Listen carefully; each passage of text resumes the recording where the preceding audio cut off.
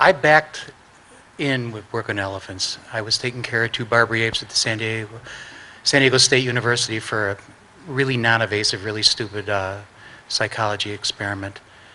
And it was great. It was great, but time got up, and I want to make sure I get everything condensed for this. And I needed a job. And one of my professors was a primatologist, pretty well known, who was the advisor to the zoo and that system. And she said, there's a job at the zoo, and I'll help you get that job. But you like animals too much to work in a zoo.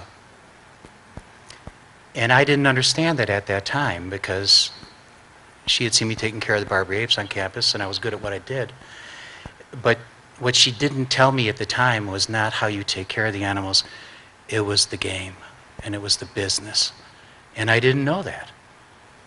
So, went to interview for the job, technically had the job, and then right before I was supposed to start, because we were Teamsters at the time, they always have to post jobs, as everybody knows when you're in a union. And a guy who was working at the African elephants up at the Wild Animal Park put in for it. He had studied baboons in the wild. He got the job. So then I had no job. So then she said, do you want to apply for the elephant job? And so I really needed a job, because my wife and I, she said, I'll put you through school, and I had no job. She was in school, so I had to do something. So I went to interview for the job, and the first thing they asked me was, had you ever been around any elephants? And in 1976, I was taking care of Pat Derby's animals. Everybody knows who Pat is. We started Paws, and this was pre-Paws. It was on a ranch in Central California, and she had one elephant named Nina, who was her baby. And that was my introduction, and she was the coolest animal on the planet. And that was my introduction, and I didn't know anything about them, so this was my first thought about how to get along with elephants. And so every time I would go in, I was living in a 25-foot fifth-wheel trailer, and she must have figured out during the day when I was trying to take a nap, because all of a sudden there would be a bang on the side of the trailer, and a bang on the side of the trailer. Now, I'm not making this up. She was at least 50 yards away from me. She was picking up rocks and throwing them at the trailer. So that was my introduction. I figured, that's pretty cool. So I would go out and sit and look at her and talk to her. So that probably got me the job. The other reason was because the guy I was going to work with was from the Bronx, and I was from the south side of Chicago, so we just kind of hit it off. So first day on the job, and I ain't making none of this up because it was pretty damn scary. First day on the job, the size of the barn was pretty much the size of this room. There was 3 large stalls that took over most of it. There was 2 Asians here, 2 Asians here, and 2 Asians here, because they hadn't built the Asian barn yet. So everybody was housed, and on the main floor were 7 Africans. So I'm, walking in there, not knowing a damn thing. And it was like going into Jurassic Park. Because I had just been around 1 elephant. Now I'm around 13 of them.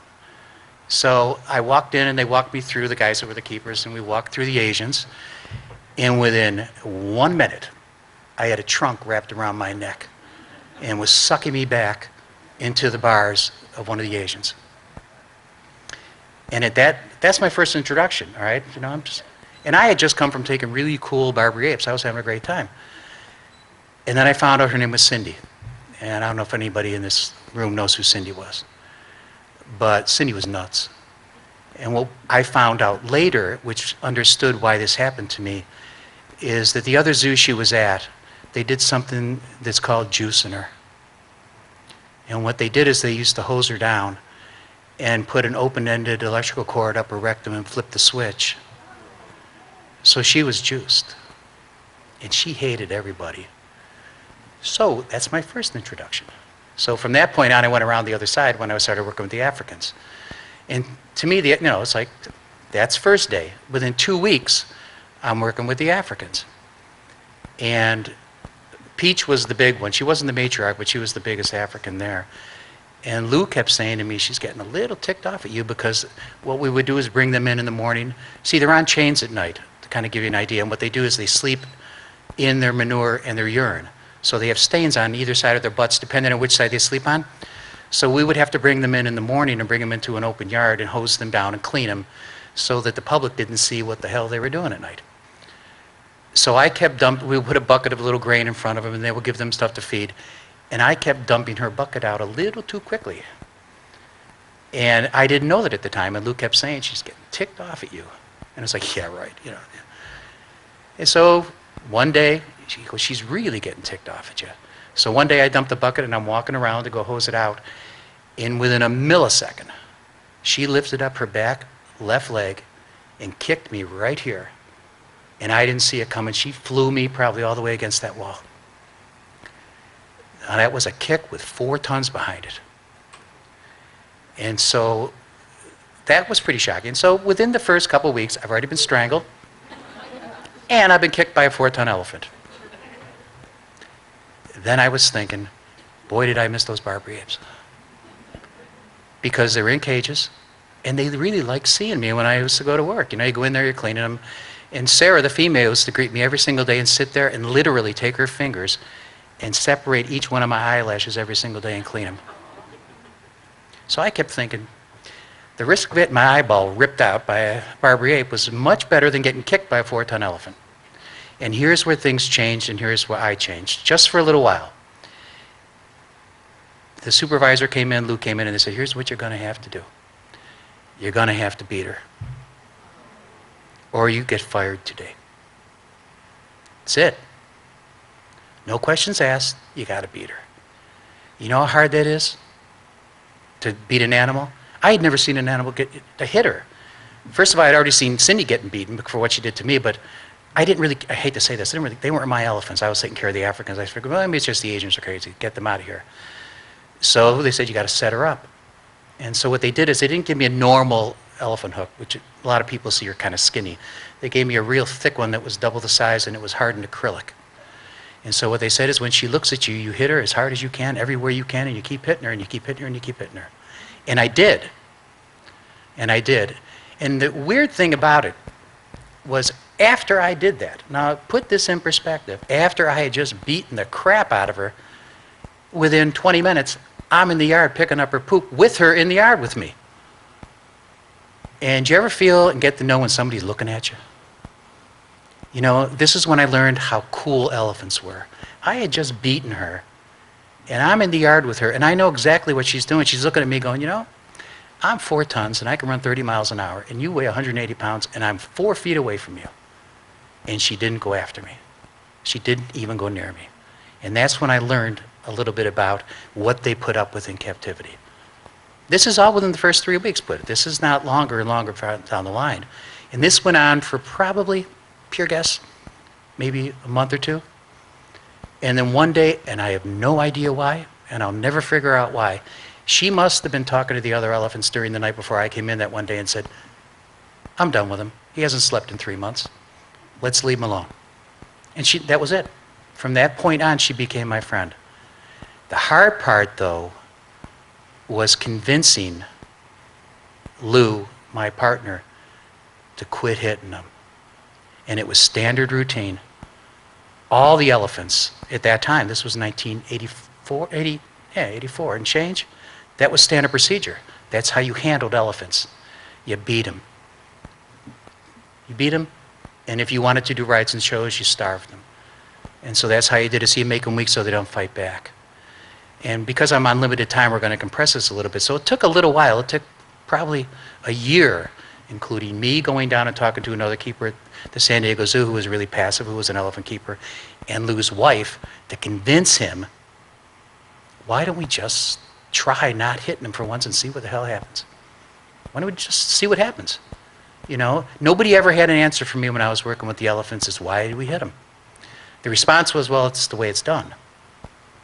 And it was the way it was done, but why didn't we just try not doing it? So it took some time. It took about a year.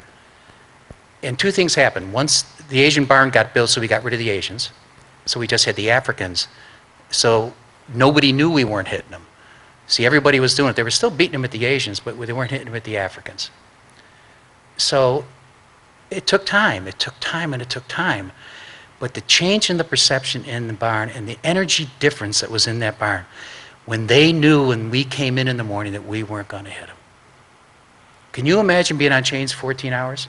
That's crappy enough. But imagine thinking in their brain, because how smart they are, that the people that are coming in to get them off their chains are going to beat them before they let them off the chains.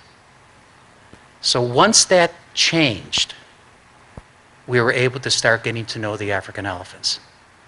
But in the meantime, I was starting to learn about the business. So right off of the elephant barn, there was a group of 12. At that time, they thought they were rare Asiatic lions, which are really rare and they're big money. And then one day they found out they weren't. They were crossbreeds. So they were half Asiatic and half African. So they were dispensable. So one of the keepers that was working at the Asians came up and said, I said, where are you going? He said, well, I've been asked to go with, and they were transporting all of the lions to a place in Texas. And me not knowing the business at that time, think, they're bringing them to like Lion Country Safari. They're bringing them to a sanctuary. They're bringing them somewhere. And about 3 or 4 days later, he came back, and he looked like he'd seen a ghost. And we said, what happened? He said, all of them were shot with arrows before they got out of their cages. All of them. They went to a game ranch. They went to a canned game ranch. Then I started to learn the business of what I got myself into. You know, I couldn't go back. So we decided, Lou and I, because we finally had the Africans to ourselves, that what we would do is just try something different. And seriously, it was not easy to do because you're trigger happy at a certain time. And I want everybody to put this in perspective when you see elephants. It's a bunch of guys beating a bunch of women on chains. And you don't want to get too psychological or too philosophical, but that's really what it is. And so we tried something different. We just stopped doing anything. It brought everything down a little bit. But then one day, Sabu, who was one of the elephants I was given to, who became, everybody that works in the business, Carol knows it and I know it, when you work with animals and you are free range, even though you're with a bunch of them, there's one of them that clicks. One you get along with better than the rest of them. And Sabu and I did. Why? I don't know. Maybe because she sensed that we weren't hitting them, and Lou still was kind of hitting him, so she kind of veered towards me. And then one day we noticed that she had a huge mass growing out of her vulva. And it looked like, the best way to describe it looked like a soccer ball surrounded by grapes. Kind of bleeding, not bleeding a lot, but bleeding and bleeding and bleeding. And nobody could figure out what was wrong with her. So we eventually had to get it taken out. And nobody could do it. The vets didn't know what the hell they're doing. I talked to David about it. He knows all the vets that were at the Wild Animal Park. They weren't qualified. So we found a really, really high-tech vet who took care of racehorses, and he came in and decided to take it out of her. No main arteries, no nothing. She wasn't going to bleed to death. Which was basically it was a ball on a stalk. So we took it out of her, but she was still dripping and ooze and some type of fluid in her. You know, so to stop any infection getting in there, somebody had to help clean her up.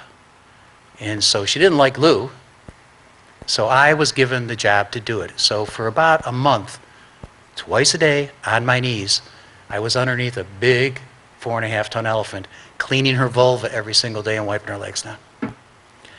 So she liked me initially. After that, she really loved me. We became really, really, really, really tight. But for some reason, even though the Asians were gone, there was a difference still in the yard. They all looked depressed. And because I didn't have the time to ask a lot of stuff, I started asking questions of what the hell happened to them before I got there. And what had happened was a couple years before I got there, roughly in change, you know, you don't want to keep dates correct, 5 babies were born to the Africans up there.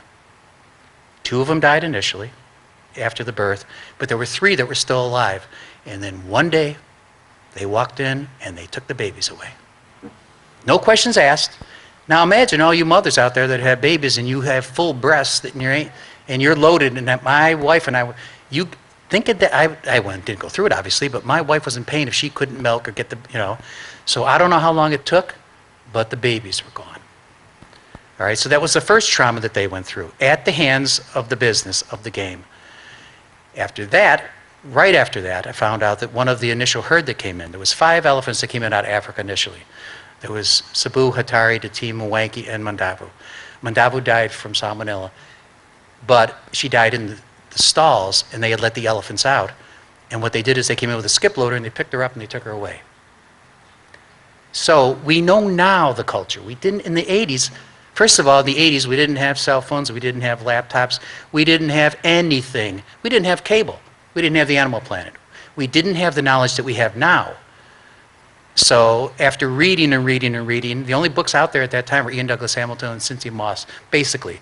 So I read up, and you kind of figured out that they were missing something. So we took a chance, and it's because of you, me talking to Dina today. This is for you. There was a really, because we couldn't figure it out. Vets couldn't figure it out. There was nothing physically wrong. You could just see that they were dying. There was no affect to them. So what we did is there was a extremely well-known, and I know this sounds corny, and we weren't smoking any weed at that time. We found an animal psychic. Her name was Samantha Curry in Southern California. Extremely well-known. So through Lou's wife, we contacted her and we said, we don't know what we're doing. You give it a shot. Give it a shot and see what the hell happens. So she came up to the yard one day, and unless you've been around elephants and work with them, a matriarch will never leave a herd. And so Sabu was the matriarch. And Sam, just imagine this is the yard. Sam was on the outside of the moat, and her and Sabu stared at each other for about an hour and a half. All the other elephants were walking around. We could have put the other elephants away. Sabu didn't move an inch. So we knew something was going on. We couldn't figure it out, but something was going on. So everything was done, and we said, what'd you get? What did the hell they say? And what she said was, when can we say goodbye? So, us being a little cocky at the time, and the reason we were cocky is we found out, you'll understand now why we got away with a lot of stuff, the curator only had a high school degree.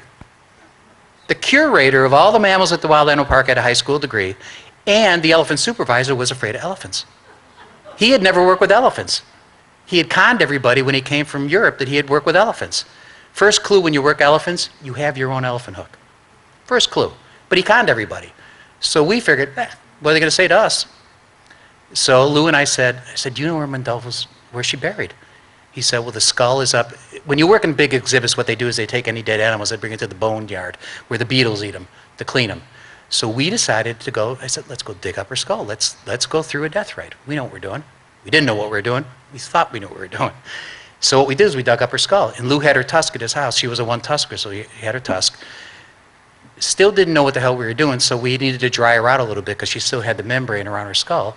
So not knowing what we were getting ourselves into, we put the skull on top of the barn roof to dry it out.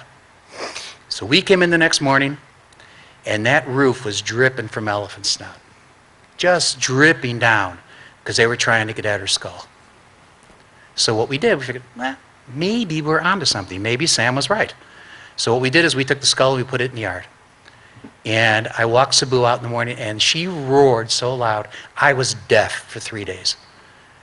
And the ears went out. And what I did is, I don't have any PowerPoint stuff because I'm so old-fashioned, I still handwrite everything.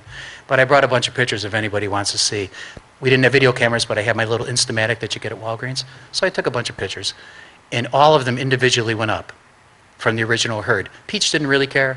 Hatari didn't care. Hatari was one of the elephants that was in the movie Hatari. And so she was a movie star. She didn't really care.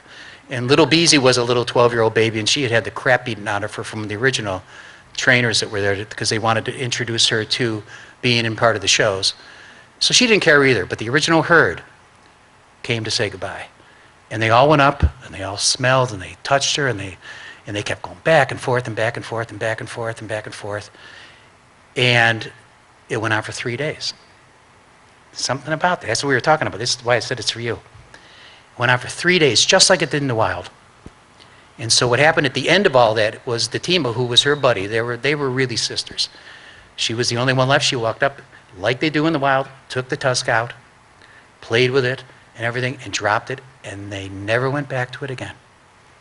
Never went back to it again. That was it. But when we took the skull out and we used it for exhibits, anytime they walked past that spot on that ground, that's hallowed ground. So we got away with it.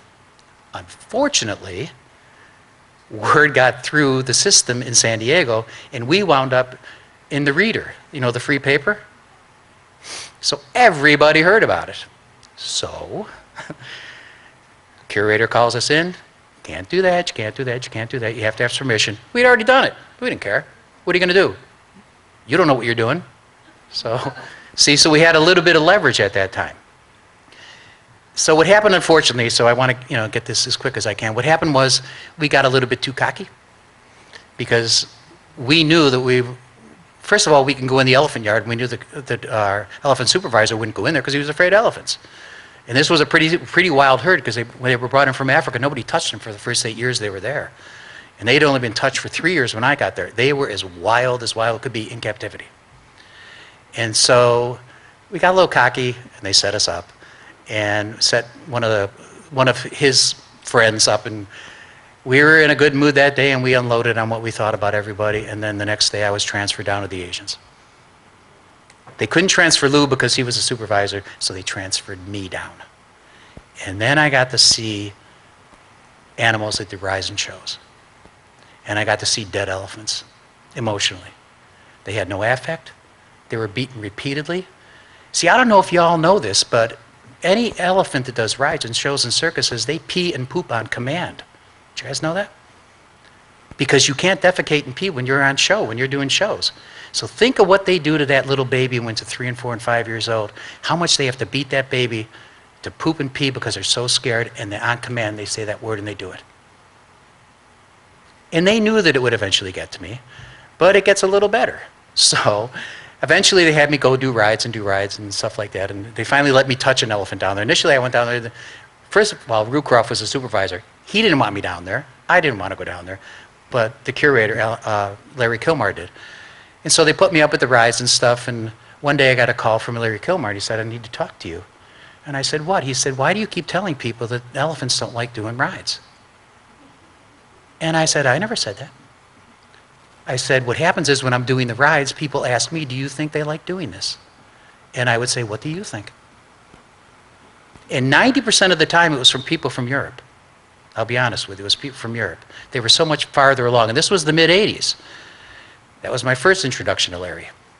Then it gets a little better. So I said, okay, he said, get out of my office. Just keep your mouth shut, no big deal. So then one day, Roger Miller, the country and western singer, you guys know who he is, he was doing a concert at the Wild Animal Park, and just by chance, he got separated from Rucroft giving him a tour, and he met me out in front of the barn. And he said, I heard you got an elephant here named Cindy who is trying to kill people. And I said, yeah. He goes, why is that? And I said, Roger, what do you think you have to do to an elephant? It's an herbivore, no natural enemies, they're really big and they ain't afraid of nobody. What do you think you have to do to that elephant to get it to kill a human being? Next day, Larry wants to talk to you. Back in the curator's office. He said, you can't keep doing that stuff. And I said, Larry, by that time, I knew the end was coming, okay? So I really didn't care. So I said, Larry, why don't you just fire me? Fire me right now. And I'll be on Channel 7 News tomorrow morning, and all of Southern California is going to know you got a high school degree. Get out of my office. Get out of my office. But then the end was coming, so it was, and I had been injured by an elephant with a hook going through my left wrist, and I'm left-handed. So I knew it was time to go. So I had surgery on my wrist, but during the time I was recovering from my surgery, everybody knows the story of Dunda if you know elephants. And they brought Dunda from the San Diego Zoo because they wanted to film them basically bringing an African and introducing it to an African herd.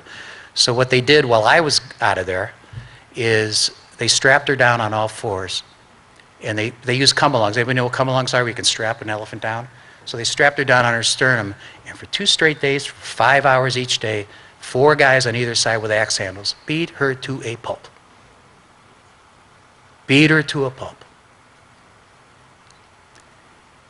So thank God the keepers down at the zoo came and took pictures of it and did everything like that. And we had a hearing for it. Senator McCorkadale decided to have a hearing on it. We got, I'm compressing this as much as I can because it went quick. And so he brought Larry Kilmer up in front of everybody at the hearing. And he said, you're the curator, right? He said, do you have a degree in anything? Anything, zoology, biology, Anneology. And I'm not making this up because it's in statements and in the hearing. He said, I took an accounting class at the local junior college last year. If you could have heard everybody, Pat Derby was there and everything. So there was a hearing up in Northern California. I was sent up by a lady named Florence Lambert, who was an activist out in San Diego. So it was Cleveland Amory here, me here, Pat Derby here, and the head of the Humane Society here. And which kind of scared me because everybody knows who Cleveland Amory was. So we're sitting there and they said, Mr. Amory, would you like to talk? And he goes, nah, Ray can have my 15 minutes. And it's like, really? Here's a world-renowned guy. So I had my half hour, Pat had her. We got the laws changed, but it didn't make any difference. So I split and I got out of the business like a lot of people do. I'd had it. I'd had it. A lot of people accept that. And Phil Ensley, who, David, he mentioned David's name, the vet. I remember one day before I decided to leave, we were walking back from lunch, and he put his arm around me and he said, Ray, here's where you're at, man. You either accept the business as it is, or you leave, like a lot of people do. And a lot of people did. And I gave up on everything until 2003. I was working as an advisor. There was a play in downtown Chicago. I moved back to Chicago. Called Big Dreams. It was about, ironically, elephants in captivity on chains. And then the word came in that the three African elephants from the Wild Animal Park were coming to Lincoln Park Zoo. And it was like, those are my elephants. Those are my elephants. So the day they were being released out of quarantine, all the cast members and crew members, and my daughter who was with me at the time, she was, I think, 12, maybe and change, we all went to the Lincoln Park Zoo, and I said, I want to see if they remember me after 11 years. So interesting. So I called, I said, just videotape it. Even if it goes bad, videotape it. So thank God I have it on videotape. So I called out to them, and there must have been 200 people there at the time. It was a nice warm day. It was in May. They trumpeted and spun and went crazy and almost ran into the moat to get to me. And I kept thinking, honest to God truth, I kept thinking, this is 2003. I'd been gone since '88. And I kept thinking in my stupidity that all those years of me going to Catholic grammar school and being an altar boy, and that all my prayers were met, and I was going to get those elephants out of that zoo. And boy, was I wrong. Was I wrong. So for 2 years, I wrote a letter to PETA that week. And eventually I had to read it on Channel 9 News in Chicago. And I said, they'll all be dead in 2 years. And guess what? To the day, 2 years later, they were all dead. And what happened was the Tima was the first one to go. And what they said was she died of some rare, you know, here's a classic line in zoos. I'm going to tell you something. First of all, zoos will never tell you the truth. Here's a classic line: when elephants die, they got some rare bacterial lung infection. We can't trace it, so it goes boom, over your head, so nobody cares. Found out later what happened to her is they had hosed down her stall, and she slipped getting out of it and broke her leg, and they had to put her down. That was the first one. And then Peach, who was my friend by that time, was slowly dying, and I couldn't go there anymore and watch her die. So that was, and then she finally died. She died in, Tima died in October of 2004. I had a heart attack in November 2004, maybe connected. Peach died in January 2005, and then Wanky was the one that was left. And I remember calling Derby on the phone, and I said, this is my shot. This is my town. You know, I know a lot of people in this town. I had an interview with Mayor Daley at the time to see if he could do anything. And I talked to his secretary, and she said, it ain't going to do anything for you because it's in Chicago, but they don't own the zoo. He can say whatever he wants. Doesn't make a damn bit of difference. So we got a city councilwoman that was going to help us out. And we were going to have a hearing to decide, not to get her shipped out to pause, but just to think if we could delay it to talk about it. That night before the hearing, they took Wanky out in the middle of the night, and halfway between Chicago and I think it's Nogle Zoo or whatever it is in Salt Lake City, Utah, she died. She just gave up. Now, here's the other thing. The zoo said that she died when she got to the zoo. But we know she died. We know because we talked to the people that were transporting her. She died then. So that's when I figured out the business and how they shouldn't be in zoos. But what they did teach me is if you do work with elephants, they will teach you if you listen to them. They will. Quit dominating them. You don't need to beat them. You don't need to control them. Listen to them. If they're having a bad day, they'll let you know. If they don't want to do the ride that day, don't force them to do it. Give them a day off. Everybody has a bad day. Don't force them to do that crap. But we do. We still continue to do it. We still continue to do it, and that's why I keep speaking out. I haven't worked with them since 1988. I'm still standing here. I have a new literary agent. So let's go there. We're still working on percentages. We were at 10, we went down to 5. We're back up to 10, I think. So that's what I'm here to tell you guys. And there is something that you guys can do. 90% of y'all women, there's something in psychology called collective thought, where instead of individually doing it like I do when you stand, as a group, you can change. You can make that change happen, and you can't do it. But and now there's a movement. Look at the Me Too movement. Look what happened within this last year. Look how it changed a culture. And when Dunda was beaten, wouldn't you think, now think about this, if anybody in this room right now and you go home and your neighbor is beating the dog down the block, you know what you're going to do? You're going to call the ASPCA, and they're going to come and they're going to look at it. They may take the animal away, and they may fine them for felony animal abuse. How the hell can you strap down an elephant for 2 days straight and beat him with axe handles and have the flesh falling off her head because it was dead and not call that animal abuse? So there's something else, so we got to find a different way. You guys can do it, trust me. You can do it. And it's just keep doing this. Have more conferences. Come to Chicago, to my town. Because we're pretty sure. As a matter of fact, I just already met 4 people from Chicago.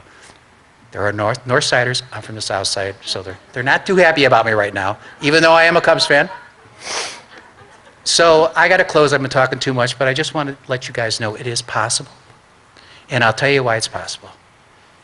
And just to make you laugh a little bit so you're not depressed, because normally I talk in front of grammar school kids and high school kids, and I ruin their days. Because you know how you open up with kids when you talk to them? Right now, classic thing. Anybody here have a piano? Mr. Ryan, I do. Mr. Ryan, I do. Oh, do you know an elephant died for that? Anybody ever play pool? The cue ball? That's ivory. See, that's how they get past everybody. So in closing, I want you to smile. I grew up in a town for 108 years. My Cubs didn't win the World Series. Now think about it. Think of how long we had to wait, me, growing up. So there is hope. There is hope. It may take long. What the elephants taught me was patience. And be calm. And always remember that the tortoise won the race. And I guarantee you, at the end of that race, all those people that bet on that hare, as they were leaving that race, leaned over to that tortoise and said, I knew you were going to win. And I was betting on you. So take your time. It's hard because I'm a type A personality. I want to go in and be, I want it now. But you'll be more satisfied if you wait. So I'm really honored to be here. I'm honored to be part of the Kerulos Center, knowing Gabe Bradshaw, and knowing Kirsten, who's a fighter. She's a fighter. And Eileen, who's part of it. So I'm really honored to be part of that, and we'll continue to keep doing that and being part of another sanctuary. But keep fighting, and you'll win. You really will. So thanks for your time. All right.